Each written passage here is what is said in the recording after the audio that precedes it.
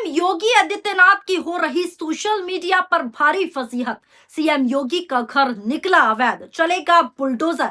सवाल उठ रहे हैं कि क्या मुख्यमंत्री योगी आदित्यनाथ ने अवैध फ्लैटों का उद्घाटन कर दिया। आज सवाल दोस्तों विपक्ष नहीं उठा रहा, क्योंकि आज सवाल पूरे सोशल मीडिया पर उठ रहे हैं। सवाल यह है कि अगर कोई निर्माण अवैध था तो उसकी जिम्मेदारी आखिर किसकी है, और अगर वो निर्माण वैध था तो फिर उसे अवैध बताने वाला कौन है। सवाल इसलिए क्योंकि दोस्तों उत्तर प्रदेश की राजधानी लखनऊ से एक बहुत बड़ी खबर निकलकर सामने आ रही है। उत्तर प्रदेश की राजधानी लखनऊ में एक ऐसा मामला निकलकर सामने आया है जिसने कई बड़े सवाल खड़े कर दिए हैं।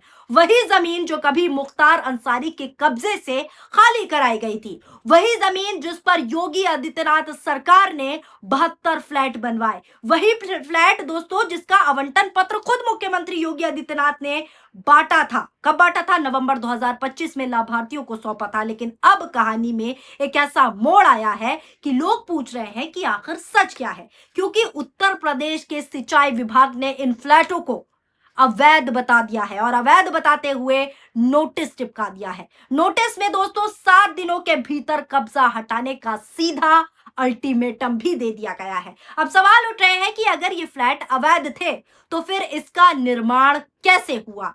अगर निर्माण गलत था तो क्या किसी अधिकारी ने इसकी अनुमति दी? ये तमाम सवाल उठ रहे हैं। और अगर अनुमति नहीं थी तो करोड़ों रुपए खर्च करके फ्लैट कैसे बन गए? और सबसे बड़ा सवाल, सबसे महत्वपूर्ण सवाल, मुख्यमंत्री योगी आदित्यनाथ ने खुद अवैध फ्लैटों का उद्घाटन कर दिया।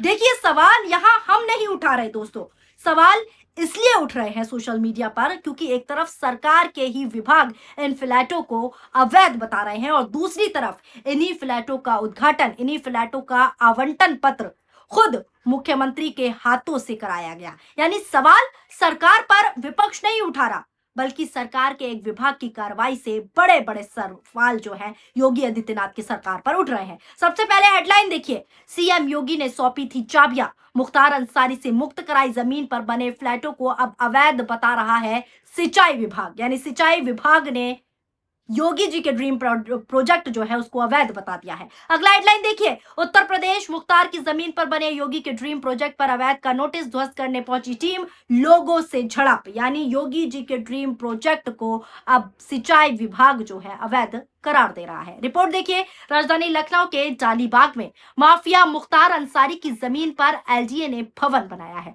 ये तस्वीरें मैं आपको दिखा रही हूं, यही भवन बना था। ये योगी के ड्रीम प्रोजेक्ट भी कहा जाता था इसको, लेकिन अब इसमें जबरदस्त ट्विस्ट आ गया है। इन भवनों में सिंचाई विभाग ने नोटिस लगा दिया है। नोटिस की तस्वीर मैं आपको दिखा रही हूँ, इसमें लिखा है कि ये भवन अवैध रूप से बनाए गए। बताते चले कि सिंचाई विभाग ने एलजीए की जालीबाग की सरदार वल्लभ भाई पटेल योजना को अतिक्रमण बता दिया है, यानी पूरी तरीके से अवैध बता दिया है। इसे सिंचाई विभाग की जमीन बताते हुए इन पर तोड़ने का नोटिस भी चिपका दिया गया है। हालांकि आपको बता दूं, एलजीए के लोगों ने नोटिस को छिपा दिया है। यदि सिंचाई विभाग का दावा सही निकलता है तो इन 72 फ्लैटों की योजना पर पूरी तरीके से संकट आ जाएगा। ये योजना दोस्तों माफिया मुख्तार अंसारी के कब्जे से खाली कराई गई जमीन पर लाई गई थी और इसीलिए इसको योगी जी का ड्रीम प्रोजेक्ट भी कहा गया था। करीब 6 महीने पहले मुख्यमंत्री योगी आदित्यनाथ ने अपने हाथों से ही योजना के आवंटियों को जो है आवंटन पत्र जो है वितरित किए थे।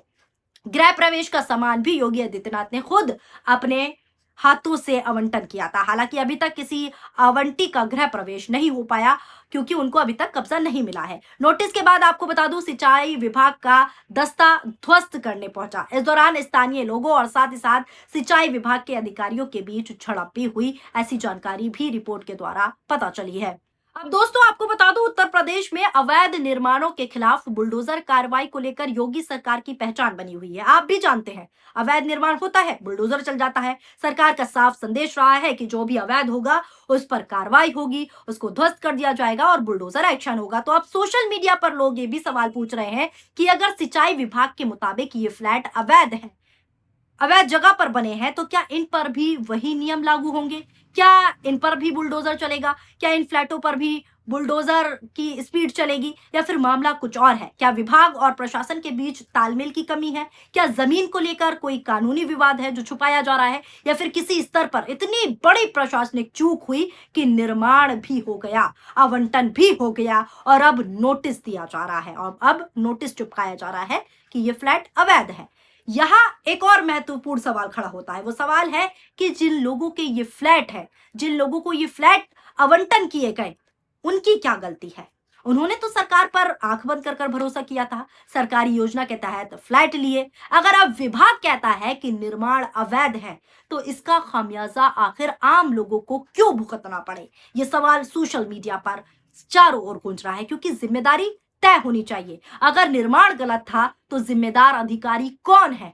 अगर नोटिस गलत है तो फिर नोटिस जारी करने वाले पर कार्रवाई होगी या नहीं होगी? ये दोनों सवाल हैं, और अगर दोनों सही हैं तो फिर इस पूरे मामले में आखिरकार सच क्या है? यही सबसे बड़ा कारण है कि ये मामला सिर्फ 72 फ्लैटों का नहीं रहा, यानी कि 72 फ्लैट्स का मामला नहीं रहा, बल्कि ये मामला प्रशासनिक जवाबदेही का सवाल भी बन जाता है। लोकतंत्र में दोस्तों सबसे जरूरी चीज जवाबदेही होती है। सरकार जब अवैध निर्माणों पर कार्रवाई करती है तो जनता उसका समर्थन करती है, साथ देती है कि अवैध चीजों पर कार्रवाई हो रही है। लेकिन जब सरकार के ही दो विभाग अलग अलग तस्वीर पेश करें तो सवाल उठना स्वाभाविक है। सरकार ने आवंटन किया और सरकार ही अब अवैध नोटिस चिपका रही है। आज सोशल मीडिया पर लोग पूछ रहे हैं कि क्या मुख्यमंत्री को पूरी जानकारी थी? क्या अधिकारियों ने सही तथ्य रखे थे? क्या निर्माण से पहले सभी कानूनी मंजूरियां ली गई थी?